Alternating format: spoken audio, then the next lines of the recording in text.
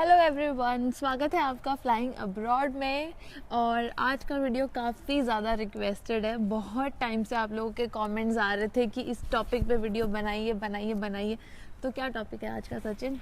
आज का टॉपिक मैं भूल गया। आज का टॉपिक मेरे हिसाब से ये है कि जर्मनी में जो स्किल्ड इमिग्रेशन एक्ट है उसमें कुछ चेंजेस आए हैं, तो उसकी बात करने वाले हैं। और जर्मनी में कितनी क्या वर्कफोर्स की रिक्वायरमेंट है और जो नए लॉ आए हैं वो किस रिगार्डिंग में है और जर्मनी आने के लिए कितनी क्या न्यू पॉसिबिलिटीज ओपन हो गई उसके बारे में। हाँ, तो अगर थोड़ी सी बात की जाए मतलब बेसिक्स की, तो Germany of course land of opportunities है। यहाँ पे बहुत सारे सेक्टर्स में बहुत सारी अपॉर्चुनिटीज़ हैं, बट जर्मनी में अपॉर्चुनिटीज़ ग्रैब करने वाले एक्चुअली कम लोग हैं। तो इसलिए जर्मनी को यूजुअली हर साल देखा जाए तो 2.5 लाख से लेकर 3 लाख के आसपास मतलब ज़रूरत होती है स्किल्ड वर्कर्स की।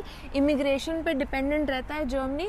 और अभी मतलब कोरोना की वजह से तो और थोड़ा ज़्यादा मतलब उन शॉर्टेज आ गई है। तो इस साल जर्मनी को 4 लाख से ज़्यादा इमिग्रेशन, बहुत ज़्यादा बड़ा नंबर है फिर तो। हाँ, चाहिए स्किल्ड वर्कर्स का। तो वही है कि जर्मनी की इकोनॉमी काफ़ी ज़्यादा डिपेंडेंट है स्किल्ड वर्कर्स के इमिग्रेशन पे।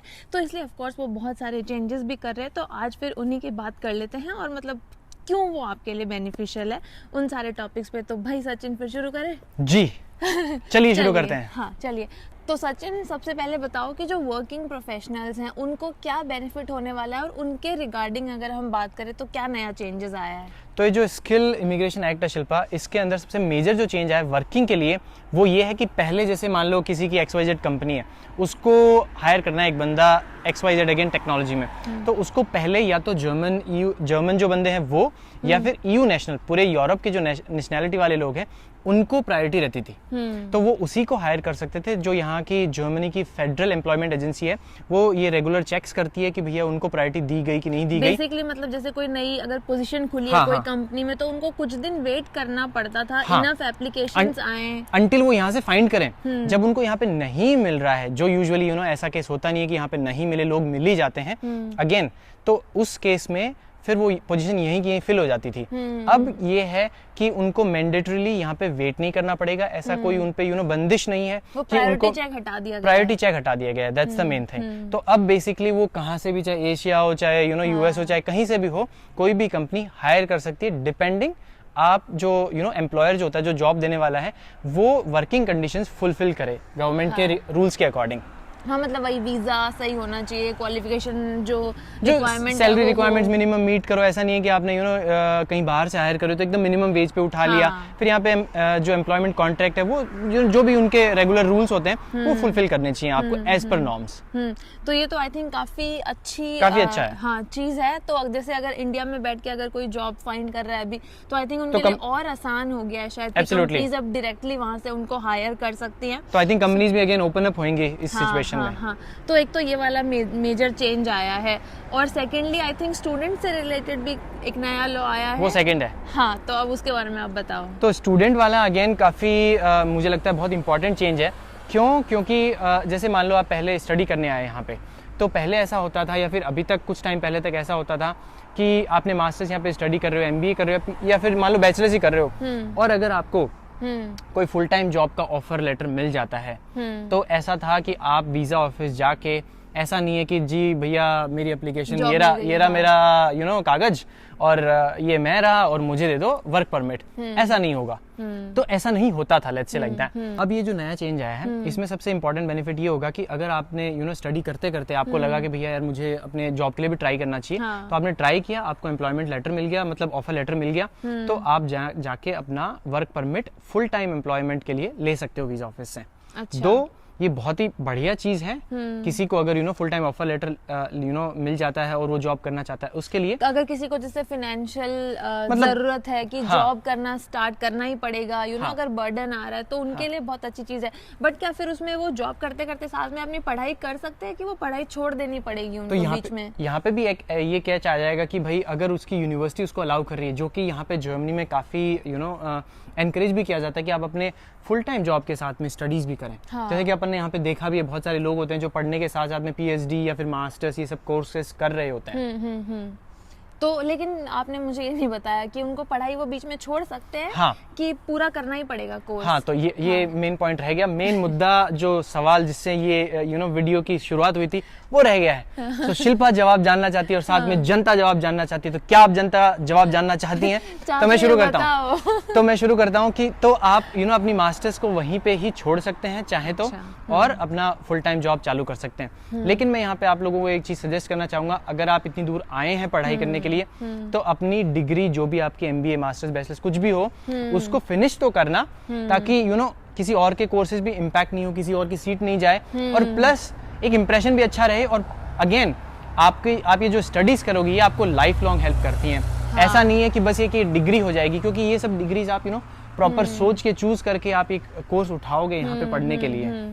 हाँ, तो वही आई थिंक पढ़ाई तो मैं भी उसी फेवर में हूँ वैसे तो, कि पढ़ाई तो पूरी कर ही लेनी चाहिए। एंड आई थिंक एम्प्लॉइज मतलब आई थिंक वर्कआउट कर पाएंगे ये चीज़ ना, कि अगर आपने किसी कंपनी में जैसे अगर जॉब मिल गई है आपको, तो आई थिंक आप कुछ तो वर्कआउट कर सकते हो अपनी कंपनी वालों के साथ में मिलके, कि इतना घंटे काम करता हूँ। शुरू में जैसे हाफ कॉन्ट्रैक्ट ले लो या 70% ले लो, क्लासेस वगैरह लेके कुछ भी करके, वो तो चलो लाइक बात की बात है, बट ऐसा नहीं हो जाना। हाँ, ऐसा नहीं हो जाना चाहिए कि सब लोग आ रहे स्टूडेंट का वीजा लेके एंड देन क्विकली पढ़ाई नहीं करके, क्योंकि फिर वो मतलब यूनिवर्सिटीज को ऐसा लगेगा अरे ये लॉ तो शायद फेवर मतलब आई थिंक उसमें जरूर जर्मन गवर्नमेंट कुछ ना कुछ कर रही होगी। ऐसा नहीं है कि सारे ही लोग बस एक एक मीडियम उठाया उन्होंने और बेसिकली यहाँ पे सीधा जॉब उठा दिया। आई थिंक इसके बारे में कुछ ना कुछ गवर्नमेंट करना चाहिए, बट ये चीज क्लियर नहीं है वैसे तो, कि लोग वो चाहते ही ये हैं कि जल्दी से जल्दी लोग काम करना शुरू करें, क्योंकि इसीलिए तो शायद ये चेंज लाए हैं, क्योंकि इतने इनको रिक्वायरमेंट है, चाहे वो इंजीनियरिंग सेक्टर हो, चाहे वो मेडिकल सेक्टर हो, नर्सिंग हो, या फिर कंस्ट्रक्शन एरिया में बहुत सारी रिक्वायरमेंट है यहाँ पे। सो शिल्पा, आई थिंक मुझे लगता है कि ये बहुत सारा बेनिफिट करेगा स्टूडेंट्स को, या फिर जो भी यहाँ पे माइग्रेट होना चाहते हैं। तो अब बात करते हैं नेक्स्ट टॉपिक की। तो कौन सा टॉपिक है शिल्पा? हाँ, ऑफ कोर्स मतलब ये तो बहुत ही गुड न्यूज़ होगी वर्किंग प्रोफेशनल्स के लिए भी और स्टूडेंट्स के लिए भी। बट मतलब क्या जर्मनी आना चाहिए? वैसे जैसे ये तो जर्मनी को ज़रूरत है, बट क्या अगर जैसे हम इंडियंस या फिर जो हमारे एशियंस है, पाकिस्तानीज, बांग्लादेशीज, जो भी ये वीडियोस देख रहे हैं और सोच रहे हैं जर्मनी आने का, उनको आप मतलब क्या टोटली रिकमेंड करोगे कि जर्मनी को ज़रूरत है, तो आप लोगों के लिए बहुत अच्छी अपॉर्चुनिटीज है, तो आप आ जाओ यहाँ? मतलब अगर आप स्टडीज़ के हिसाब से सोच रहे हो तो आई थिंक बहुत ही बढ़िया है, क्योंकि यहाँ पे ट्यूशन फी नहीं है इन mostly most of the universities में, पब्लिक यूनिवर्सिटीज़ में अगेन, और प्राइवेट तो सब जगह पेड होती हैं। तो ये तो फर्स्ट बेनिफिट हो गया कि आपकी फीस एकदम नहीं लगेगी, बस सेमेस्टर कंट्रीब्यूशन है वो बहुत ही कम है, वो आप देख सकते हैं हमारे पुराने वीडियोज़ में। और पार्ट टाइम जॉब्स तो वो बहुत ही बढ़िया है यहाँ पे। क्यों? क्योंकि पार्ट टाइम जॉब में सैलरी बहुत अच्छी है, अराउंड 9 to 10 यूरोज़ के बीच में मिनिमम वेज है पर आवर, जो कि अगर अपने इंडिया के हिसाब से देखें तो 800-900 रुपए के आसपास हो गई। और अगर आप मंथली देखते हो तो अराउंड 800 यूरोज़ के आसपास आपको प्रोबेबिलिटी रहती है मिलने की, जो सैलरी मिलेगी आपको एज ए वर्किंग स्टूडेंट, या फिर जो भी आप पार्ट टाइम जॉब करते हो। इवन कुछ स्टूडेंट्स होते हैं जो 1200 यूरो, जो कि ऑलमोस्ट 1 लाख इंडियन रुपीस होते हैं, उतना आपको मिल सकता है। तो उससे आप अपने सारे के सारे एक्सपेंसेस कवर कर सकते हो, इवन कुछ पैसे बचा के आप इंडिया भी भेज सकते हो अगर भेजना चाहो तो। और ऐसा नहीं है कि ये सिर्फ बोलने की बातें हैं, हमारे सराउंडिंग में इतने सारे स्टूडेंट्स हैं जिनको हम जानते हैं। मेरा एक्सपीरियंस का भी ऐड करूँ, और जैसे शिल्पा ने बताया और भी बहुत सारे स्टूडेंट्स हम बात करते हैं, उनकी जैसे आज के दिन में सैलरी 1200-1300 यूरोज के आसपास रहती है कुछ कंपनीज में। अगेन जब मेरे टाइम की बात करूँ तो ऑड जॉब्स में भी आप आराम से 800 यूरो कमा सकते हो पर महीना, उसमें 700-750 यूरो आपको हाथ में आ जाएगा। और जैसे अगर फुल टाइम का भी देखा जाए तो उनके लिए भी कैसी अपॉर्चुनिटीज है? क्या सैलरीज यहाँ पे अच्छी हैं? क्या सेविंग्स हो जाती है? बिकॉज सबको यही लगता है कि टैक्स में ही चला जाता है सारा पैसा, और लाइक एवरीबॉडी केयर्स कि सेविंग्स कितनी हो जाती हैं। तो अगर सॉरी फॉर इंटरप्टिंग शिल्पा जी, फिर से आप बोलें। नहीं वही मैं, हाँ, सेविंग्स का बताओ आप आइडिया कि सैलरीज कितनी होती है एंड देन इवेंचुअली आप कितना सेव कर लेते हो रियल टाइम? बहुत ही सही क्वेश्चन है, क्योंकि यही एट द एंड हर किसी का अपनी लाइफ में एम रहता है कि वो कुछ ना कुछ सेव करना चाहता है। तो अगर फुल टाइम सैलरीज की बात करूँ तो अगर गुड नोट पे आप देखोगे तो अराउंड 45 से लेके 60,000 यूरोज तक की आपको सैलरी मिल जाती है ईयरली। तो जैसा मैं अगर एग्जांपल लूँ, अराउंड 60,000 यूरोज हो गए आपके around 52 lakh rupees Indian currency में। और मंथली अगर आप सिंगल हो तो आपको 3,000 यूरोज इन हैंड मिल जाएगा। तो 3,000 euro is how much? Around 2.6 lakh rupees. हाँ, और जैसे अगर मैरिड भी हो और सिंगल स्पाउस ही वर्क कर रहे हैं तो उसमें भी जैसे 3,400 के आसपास मिल जाएगा, which is again close to 2.9 to 3 lakh Indian rupees.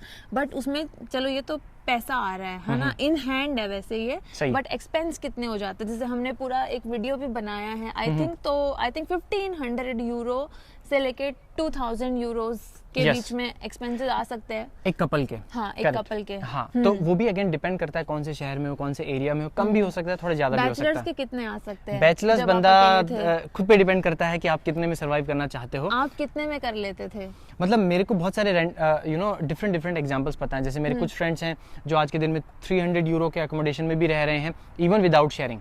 तो अगर आप शेयरिंग में जाते हो तो वही आपका रेंट प्रोबेबिलिटी होती है कि 250 से 400 यूरो के बीच में जा सकता है। सिंगल भी मिल सकता है, अगेन शेयरिंग भी, डिपेंडिंग आप सिटी के कितना क्लोज में रहते हो।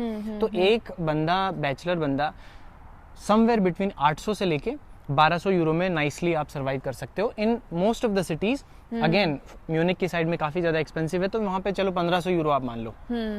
तो ऐसा तो फिर अगर देखा जाए तो सिंगल बंदा मतलब महीने के 2000 यूरो भी बचा 2 सकता यूरो है, विच इज बचा सकता अगेन है। 1,80,000 के आराम से। आसपास। और अगर मैरिड में सिंगल स्पाउस वर्किंग होके भी अगर जैसे वो 1500 से 2000 तो मैं आई थिंक अपर साइड ही बोल रही हूँ, आई थिंक 1500 से लेके 1700 यूरो में जैसे एक्सपेंसेस Expensive। मैनेज हो जाते तो हैं, भी तो वो 1200-1500 person भी- यूरो बच गए। हाँ, तो वो भी अगेन जैसे 1.25 लाख रुपए के आसपास हो वो भी गए। Single working. हाँ, अगेन single working, दोनों उसमें- वर्किंग हो तो आप अपने हिसाब से देख सकते हो कितना पैसा आपका बच जाएगा। हाँ, तो वही है, आई थिंक हम हमारे एक्सपीरियंस से बोलेंगे कि बहुत अच्छा ऑप्शन है जर्मनी आना, और बहुत सारी अपॉर्चुनिटीज़ हैं अभी। तो हम तो बोलेंगे कि मतलब ग्रैब कर लीजिए, लेट मत कीजिए।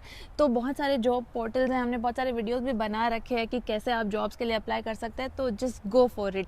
और बाकी इस वीडियो के लिए इतना ही। काफ़ी सारी इन्फॉर्मेशन शेयर कर दी। तो अगर आपको ये वीडियो अच्छा लगा हो गाइस, तो इस वीडियो को जरूर लाइक करें। लाइक का बटन एकदम फ्री है, मुफ्त है। और जो सब्सक्राइब का बटन नीचे दिख रहा है वो उसको भी तोड़ मुफ्त फोड़ के है। जाएं, वो उसको भी एकदम मुफ्त तोड़ है। फोड़ के जाएं, उसको दबा दे बटन एकदम, दो इतना तीन, दबा दो कि बस YouTube 2 बार सोचे मत ये दबाना। क्या हो गया। वो सब्सक्राइब हो गया, अनसब्सक्राइब हो जाएगा, एक ही बार दबाना एक्चुअली। हाँ, और बाकी और कुछ भी आपके अगर क्वेरीज है तो वो आप कमेंट्स में पूछ ही सकते हैं, हम बिल्कुल। ज़रूर करेंगे रिप्लाई, मतलब कोशिश करेंगे रिप्लाई करने की। तो मिलते हैं हमारे आगे के वीडियोस में, तब तक आप अपना ध्यान रखिए। Bye and take care.